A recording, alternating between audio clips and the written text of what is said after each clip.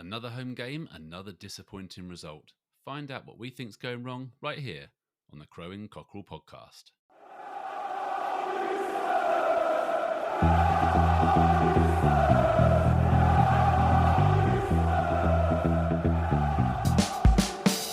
Hello and welcome to another episode of the Crowing Cockerel podcast with me, Graham. I'm here with Mark. Hello, Mark. Hello. Good evening. And I'm here with Tom. Hello, Tom. Hi, chaps. How are we doing? Yeah, well, I think we all sounded a little bit down, don't we, after that disappointing result and a pretty disappointing performance again at home against Aston Villa today. I don't know where to start, so I'll let one of you guys open it up and what do you think? Yeah, the weird thing for me is how hearing and seeing some of the sort of post-match reports, a lot of them were saying what a sort of open and positive game it was, and not a lot of people are calling out how Spurs played poorly. But I honestly thought that we were pretty poor, especially playing at home. The lack of creativity, and we've been talking about this for a few weeks now. I'm now starting to get a bit worried. I was prepared to sort of give Thomas Frank the benefit of the doubt. I thought it was very positive after Leeds. We were seeing some real bright sparks from Kudus. Tell got his first goal. And of course, he started again with that front three of Odegaard, Tell and Kudus. I was a bit surprised by that. I thought maybe Rishi would come back in, but maybe Frank feels like, having that pacey front three is where he wants to go. But we can't just rely on having some pace on the wings and hoping we get some decent balls into the box. And at the end of the day, most of the balls that we had into the box weren't from running down the wing and zipping something in. It was usually from a cutback or a free kick or a corner where that delivery was any good. So yeah, I'm concerned. I'm concerned that we're really lacking that creativity in the middle that we thought Xavi would give us. He hardly touched the ball today. In fact, actually, I think some of his best contributions were a few of the tackles he made. He doesn't mind putting a tackle in, which was great. But yeah, really, starting to get concerned that we're just not producing enough. Yeah, I agree. I mean, and the thing is, of course, is that it started so brightly. I mean, those first 10 minutes, obviously, we scored after 5, and then Kudus was just offside, wasn't he? Shortly after that, it could have been 2-0. So it was a really bright start, and he just wanted us to continue that. But for some reason, we seem to go into our shell, let them come back into it. And I agree, Tom. We've been at pains so far this season to say, it's the start of Thomas Frank's reign. We're not going to overreact too much and read too much into performances, but it is starting to become an issue. It's starting to become a really worrying trend, just how poor the home form is. We are not creating anything through patterns of play, passing, linking up transitions.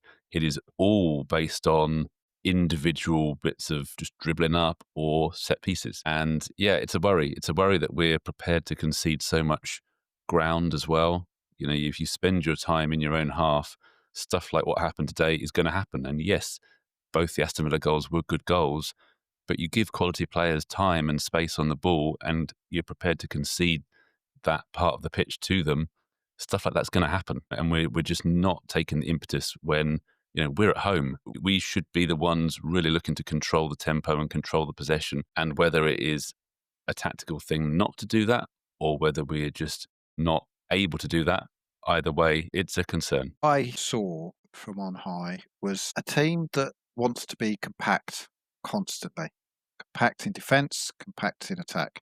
And Villa didn't create a single good chance, really, that I can remember. They got through once, didn't they?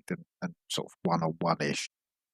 That's great, being compact in defence. But as you say, good players will score good goals every now and again. And if you concede the space, or if you allow shots to come in, then eventually one's going to go in the top corner. And what I find a little bit odd is he started with Odegaard and Tell, who are more run into space, running behind, especially Tell. He's not a back to goal striker, is he? So I was expecting us to be going down the channels very, very quickly. We hardly did that at all. We didn't play it through. There was so many sideways balls. We've already touched on his Palhinha and Bentancur a midfield pairing that works. They both have skill sets that are really, really good. Palhinha especially, I made the comment during the game that he must make more tackles than anyone in the league by an absolute mile, because no one really tackles anymore, do they? Not properly. But he's tackling here, he's tackling there. So he's a fantastic defensive midfielder. Puts out fires all over the place. But him and Bentancur were playing so close together. We weren't getting the ball up the pitch quickly. And everything was so slow, slow measured. It was like, how are you going to create chances if you're not going to spread the game a little bit? We don't spread the pitch. We don't do anything to put the other team out of kilter. And any team that's good at structure is going to be able to defend us in open play. Then, of course, we do have the ability to put a decent ball in from a corner, and Danso's long throws. Long throws were the only thing that looked like they were going to do something. But it's not inspiring, though, is it? It's not. This isn't a sustainable way of producing results through the season for success. It's definitely not a sustainable way to try and score goals. We can't be wholly reliant on Kudos being tricky down the right. Odegaard at the minute, who Frank seems to favour down the left. I did think Odegaard had a reasonable game. I thought he was okay. He was definitely better, but both. What I will say about both him and Tell, and this was really no pun intended, telling in the first half, was that both him and Tell seemed to get muscled off the ball way too often. And I messaged you guys. I thought Tell should have come off at half time. It didn't feel like it was the right game for him. I thought we needed somebody who could hold the ball up for us, especially when some of the breaks that Kudos was making, he was getting beyond Digne, but then there was nobody in the box. There wasn't that instinct to try and get into the box. We really need to sort out that number 9 position. Whether that's Solanke and he makes a big difference, but already it's quite obvious there's a massive hole in that area. Well, absolutely, literally, because I shared the average player position of that game with you guys, because I'd watched it and I thought, I cannot remember a time where we actually tried to go through the middle of the pitch. So I decided to do a bit of research and looked at the average player position for that game. And there is a gaping hole in the middle, in the whole of the opposition half. Tell and Odegaard's average position was virtually on top of each other in an inside left channel. You had Kudos, as you would expect, wide on the right, but nobody in the middle, absolutely nobody. And I think that is striking, really, as an image. The other thing as well is that I compared it to the Leeds one, and the Leeds average player map was so balanced compared to that. You had Palhinha and Bentancur in a nice balanced duo in the middle of the pitch. For this one, again, they were on top of each other with Danso. And so it's so easy to strangle that middle of midfield when you're so tight. And Xavi as well. Xavi was right on top of them as well, whereas against Leeds, him, Odegaard and Udogie were towards the left, creating overloads on that side. So it just feels like there's a real imbalance to the team at the moment. And it makes it so easy because at the moment, really, if you stop Kudos, that's it. There is nothing else. There really is nothing else. In addition to the lack of balance, was a massive lack of urgency. And I've got 3 examples during the game that really, really frustrated me, and I think really, really shine a light on this lack of urgency. First example is Porro's throw-ins in our defensive half. There is no urgency from him to seem to get the ball back in play, but also anybody to help him out. So what happens is that everybody squeezes over, everybody's marked up, somebody else runs round, and it's such a now tightly boxed in, we just lose the ball every time. You had to your point, I think there were 3 occasions where all Porro could end up doing in the end was throw it, and Danso had to volley it out and give the ball straight back to them. It was just appalling. It's crazy. So that's lack of urgency number 1. Lack of urgency number 2 was, this is Thomas Frank, right? So I looked over when it was 1-1 at the 68th minute, and Bergvall and Kolomiani had their tops off. They were holding their bibs, okay? And the coach was standing next to them, going through something on a chart or board or whatever. Yeah, Yeah. well, they showed that flip chart, and I Right. don't know. I've still got flashbacks to Bodo. I find that board quite triggering now when I see that because surely you've had those conversations before they're sat on the Well, touchline, right? this is where I'm going with it. This is Yeah, where it was obvious Tell was either tiring or had a little bit of a knock, and he wasn't in the game anyway. yeah, We weren't getting the ball forward quick enough. It was clear that to be fair, the substitution of Bergvall and Kalimorani coming on seemed to be the right substitutions. But the ball must have gone out at least 4 times. That's how many times I counted, and I didn't count corners. Okay. So there was 4 opportunities, either the ball's gone out for throw-ins or free kicks, that those subs could have gone on. They didn't get on until the 78th minute. 10 yeah, minutes they were standing there looking at a board. And it's like, either we want to get these, because of course the game's changed now. We're now 2-1 down. So all Villa are going to do is now protect their lead. So the balance of the game has completely changed. You've taken so long to get that on board. Surely these things are briefed before they're taking their tops off and before you're making those substitutions, if it's that much detail. And yeah. frankly, I don't think that if you're giving that much detail for that long a period of time, all of it's going in anyway. Yeah. So that's point 2.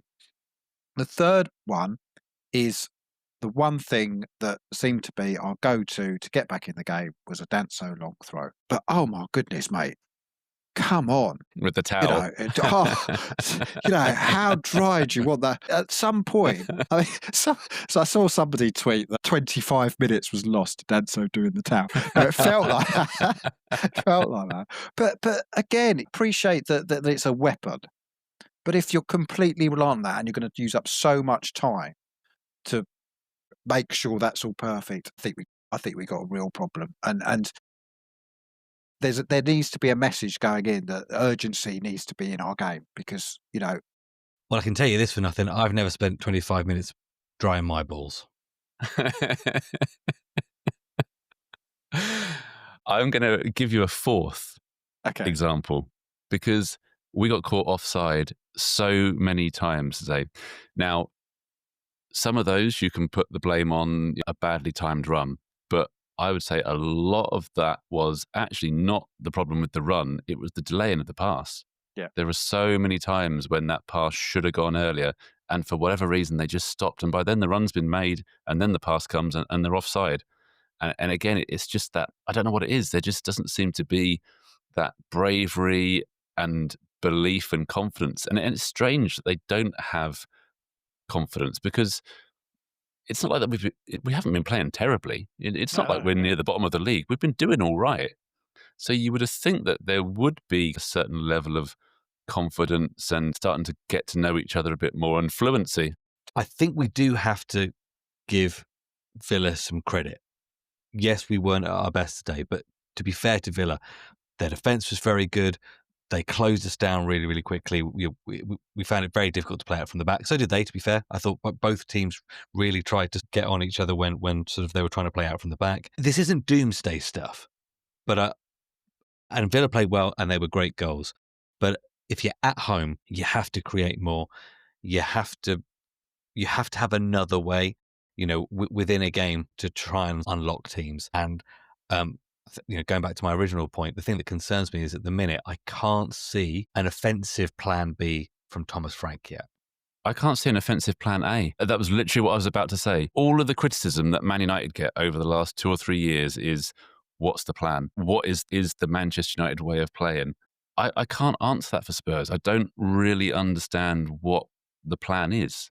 Because the plan can't surely be to get a throw in and chuck it into the box. That can't be the plan.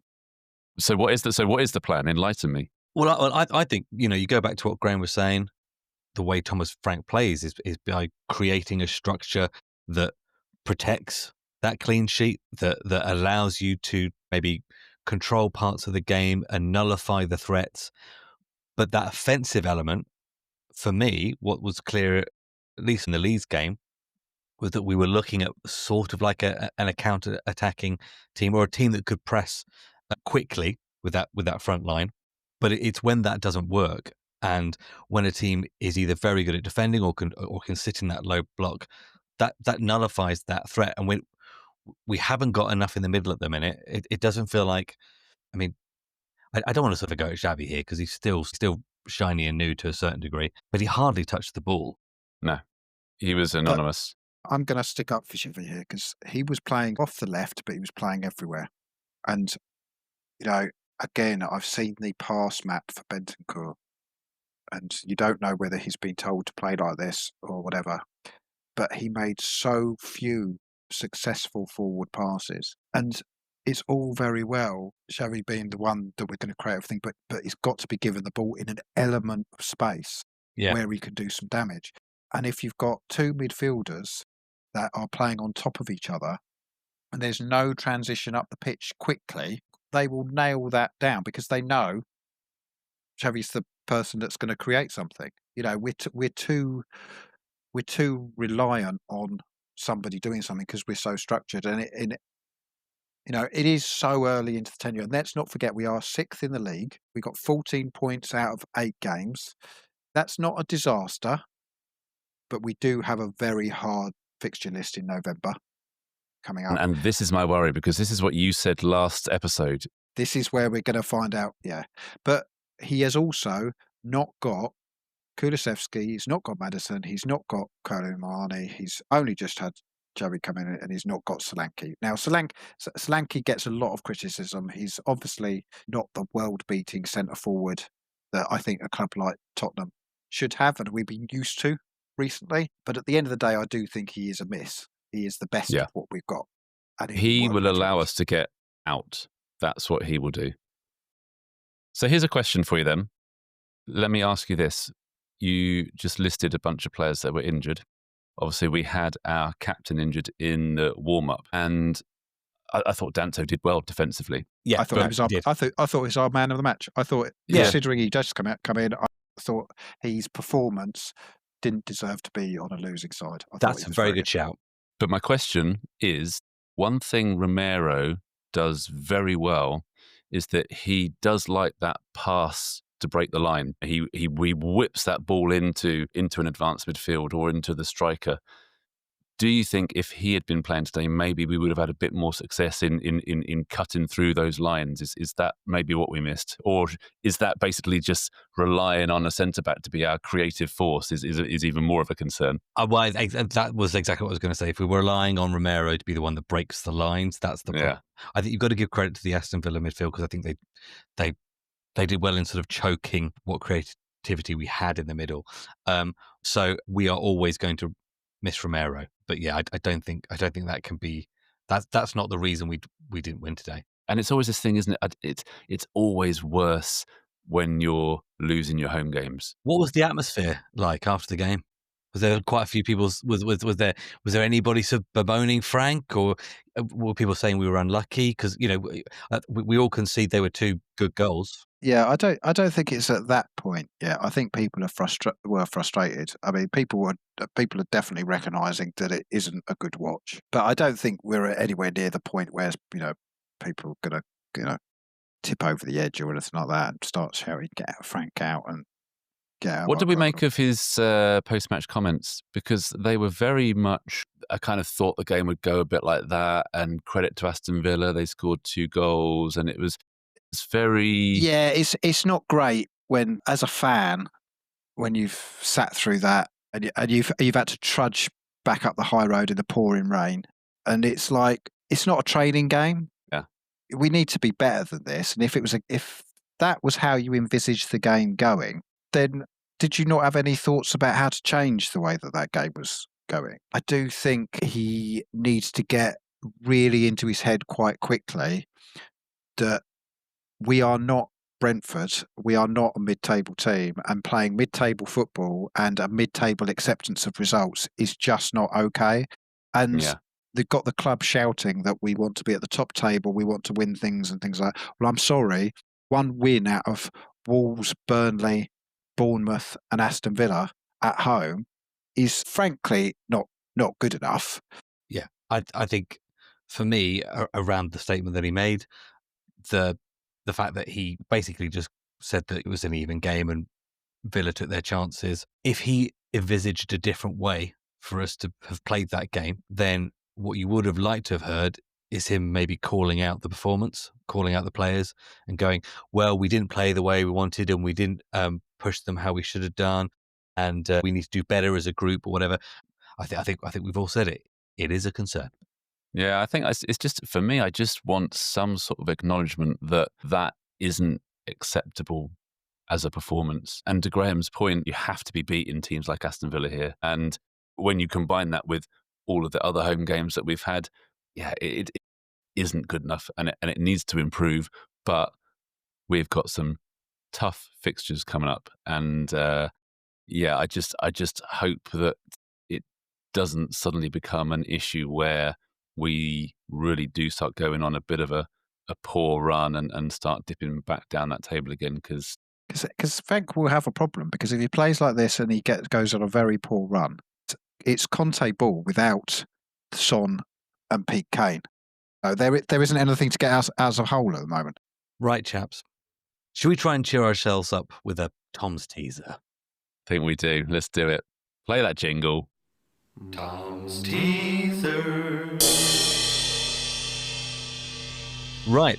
So, as you both know, our next game is our next Champions League outing at Monaco. Yes. And we have a shared connection through one of our legendary players, good old Eric Dyer. Good to see him scoring a winning penalty, I think, a couple of weeks ago. I'm just going to say that was not the player I was expecting you to say. Well, get your head in the game, because this quiz is all about Eric Dyer. Wow. Okay. Sorry, I just can't get my head around the fact that you said that the legendary connection between us and Monaco is not Glenn Hoddle. or Jürgen Klinsmann. Or Jürgen Klinsmann. We'll circle back to them. When we finish the quiz, definitely make sure you mention that. Right, so we're going to have a quick fire quiz this week. Your name is your buzzer, unless I say otherwise. You say your name, say the answer. There's 10 questions here. Let's go. Who was the first Premier League club that Dyer played football for? Graham. Everton. Correct. What year did Dyer sign for Spurs? Graham. 2015. Incorrect. Mark, 2014. Correct. Who did Dyer make his debut against? Graham. West Ham. Correct. What was notable about Dyer's involvement in the 2020 FA Cup defeat to Norwich? Graham. Yes? He ran into the crowd because someone abused his brother. Correct. How many games was he banned for? Mark, Yes? 4. Correct. Okay, this one I'm going to ask both of you, so you don't need your names as a buzzer. How many appearances did he make for Spurs? I'll come to Mark first. 178. Graham. 215. It was 274. Graham, you take that point. Again, you don't need your name buzzer for this one. How many goals did he score for Spurs? Graham, I'll come to you first. 8. Mark. 6. 12. Wow, he was Graham quite good takes then, that wasn't he, point. really? What was special about Dyer's match for England versus Germany in November? Mark. Did he score a free kick? He did not. You're frozen out. Against Germany in November 2017. Graham. I'm going to time you out. He was No. captain for that game. Was he really? What illness kept Dyer on the sidelines for a number of weeks in 2018-19? Graham. Yes? Malaria. No. Mark, I'm going to time you out. Is appendicitis. And final question. Who did Dyer make his Champions League debut against for Spurs? Who did he make his debut against for Spurs? Mark. Yes? Carabag. No. I don't know. Club Bruges. You didn't say your name, but it doesn't matter. It was Monaco, the team he is now what? with. So, after 10 questions, I can reveal, Graham, you have smashed Mark this week. You win the quiz 5-2, and that means you even up the scores in Tom Teaser. It's Graham 3, Mark 3. Oh, the excitement. Tom's teaser. Following on from Tom's teaser, during the week, or on Friday, I think it was, the fans forum was released. We've all had a look. Mark, anything you want to pull out of it and highlight at all? I mean, it was a 90-minute show, wasn't it? And honestly, well, I'm not sure what I expected, but I don't think there was too many revelations to pull out of there, was there? It was all pretty standard stuff that we'd heard before, especially the first section that was obviously kind of prepared questions. Yeah, it was, I guess, a nice PR exercise in the recent environment of transparency and communication and all this sort of stuff. But yeah, in terms of actually providing any new information, I don't think there was really that much of interest said, in all honesty. I mean, I'm with you there, Mark. I had 3 takeaways from it. First one, exactly that. The club seems really keen on that fan engagement, on better communications across the board, and not just with fans, but sort of on the business side. And let's not knock that. That's, you want your club to be doing that. You want to feel like you're involved. They're at least trying to keep you abreast of what's going on. The second thing was something that Vinay said around when people were talking about transfers, and he seemed to quickly shut down expectations for the January transfer window. Yeah. So he wasn't going to say that, oh yeah, we're definitely going to be spending big in January. Just something along the lines of, if there are opportunities, we'll try and take advantage of them. The last thing for me though was just how impressive Beth England is. Yes. I think she came across brilliantly well. In fact, I'd like to see more of her, please. You see some of these women players that have come into sort of punditry in the men's game, and honestly wiping the floor with most of the male pundits. Positive punditry with, good analysis, basing things on the experiences that they've had, and sort of really helping raise the profile of the women's game. I thought she was great, and she actually answered probably more questions than the rest of the panel. At least it seemed like she was constantly being turned to contribute. So, no, fair play. I thought she came out of that really well.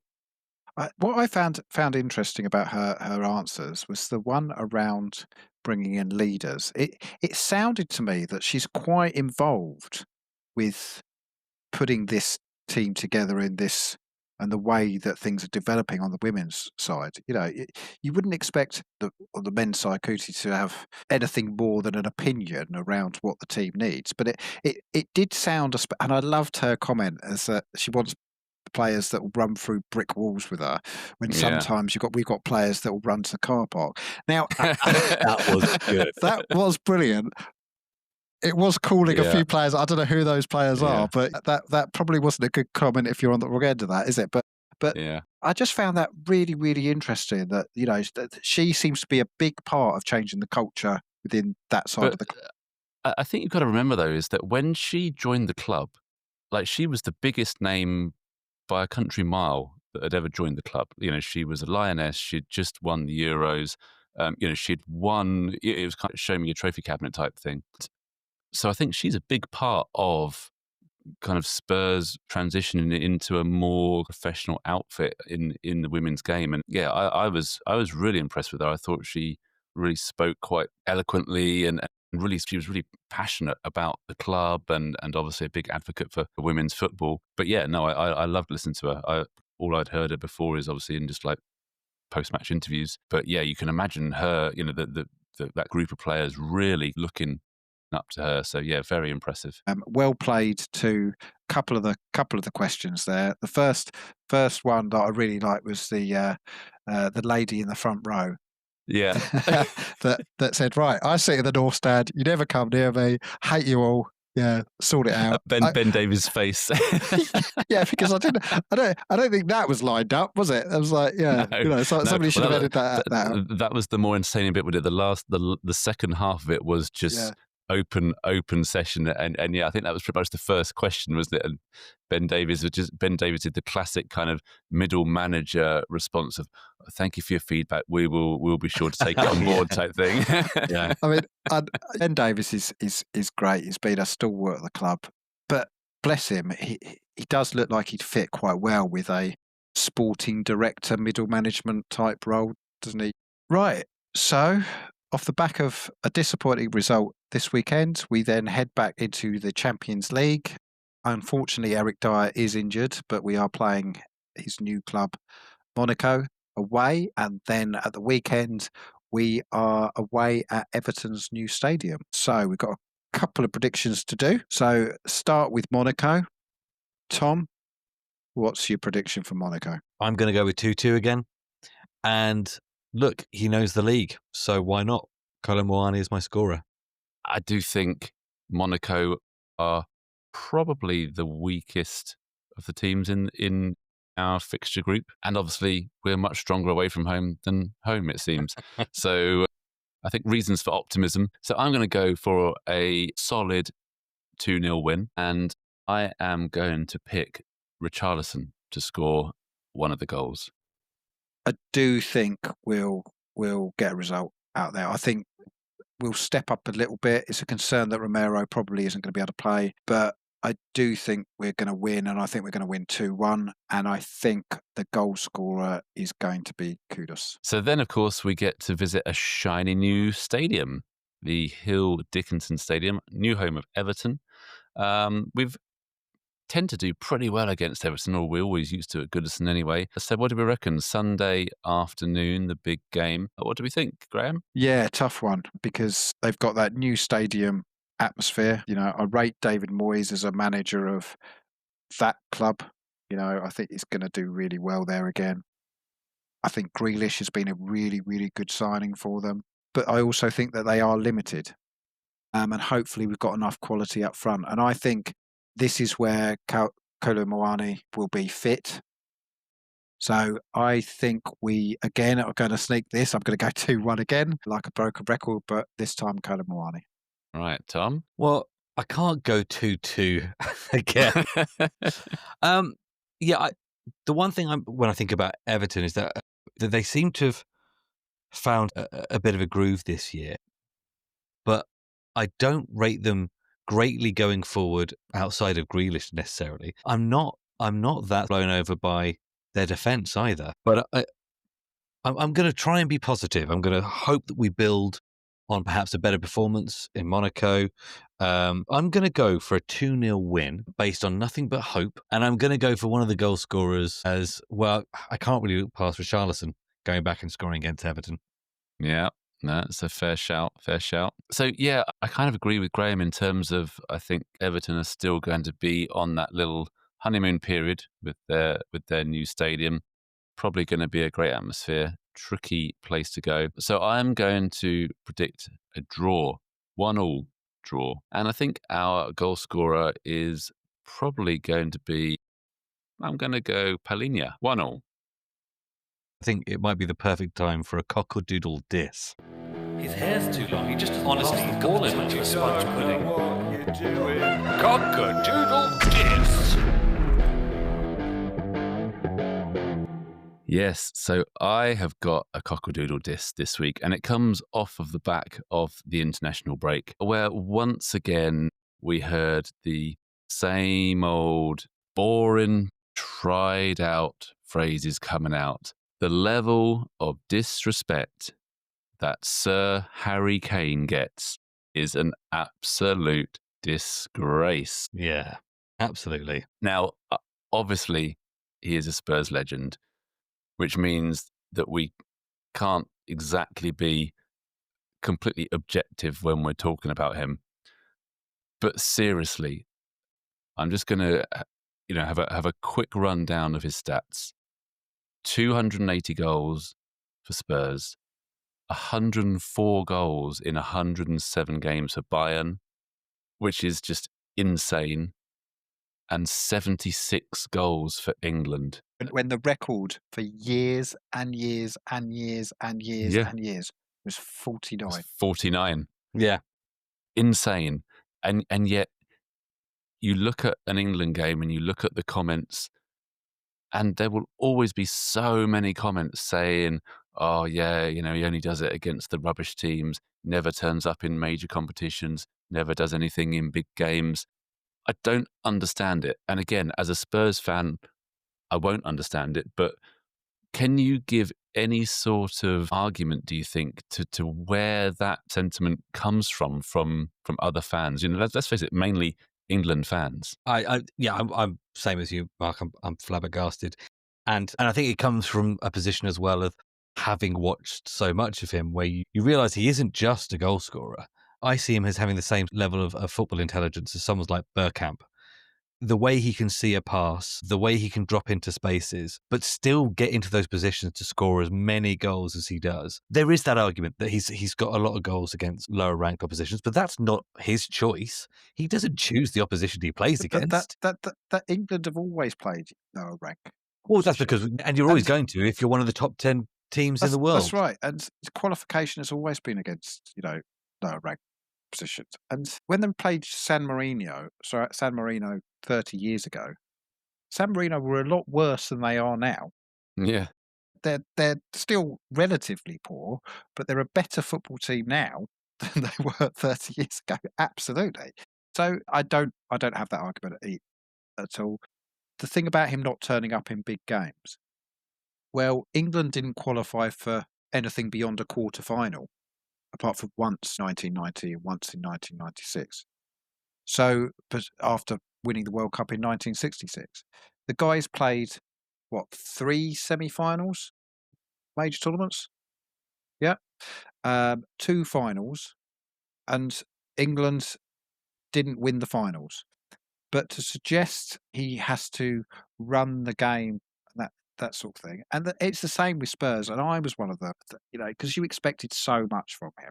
I always found it so disappointing that in finals he didn't really show the best of himself. But the fact is, if Harry Kane wasn't a Tottenham player at that time, the chances of getting to those finals were sorely diminished. I don't think there's an argument for saying he's not the best England player since the 1966 squad.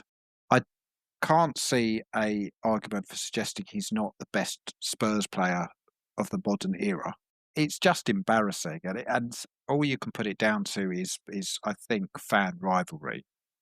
And do you think it's like a perverse argument where, because he is so good and his kind of level is so high, that when he drops below that crazy standard that most players could only dream of achieving, it looks like he's had a bad game, that's when people get on his back. But he's just a victim of his own talent in a way. Yeah, and I think as well part of it is there's a little bit of that persona as well, because he isn't a put your collar up, prance about the pitch, and he doesn't seem to get the massive sponsorship deals, so he's not in Coca-Cola adverts and whatnot.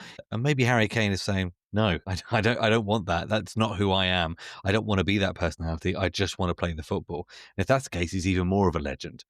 The stuff I've been seeing from Bayern fans, and the best way that I've seen it explained, is that they thought Lewandowski was good, and they thought that he couldn't be replaced. And now they've watched Harry Kane for a season and a bit, or 2 seasons and a bit, and they've realised that actually he's twice the player Lewandowski ever was. Yeah, good cockle-doodle diss. Yeah, absolutely. He shouldn't be criticised at all for his body of work. No, good. I'm glad we put that to bed. So to finish off this episode, I think we need to end on a positive note. So let's just remember that we are 6th in the Premier League. We are right in the mix for the Champions League places. We've got players to come back from injury. We've got a transfer window just round the corner, only a couple of months away now, with a nice big cash injection to go with it. So, despite a disappointing bump in the road today, I think there's lots to look forward to. And, it's great that we can improve from where we are. The base has been, the foundations are there. So let's be positive going into the next week. You mean it's going to be all right? It's going to be all right, boys. It's going to be fine. I'll keep everything crossed.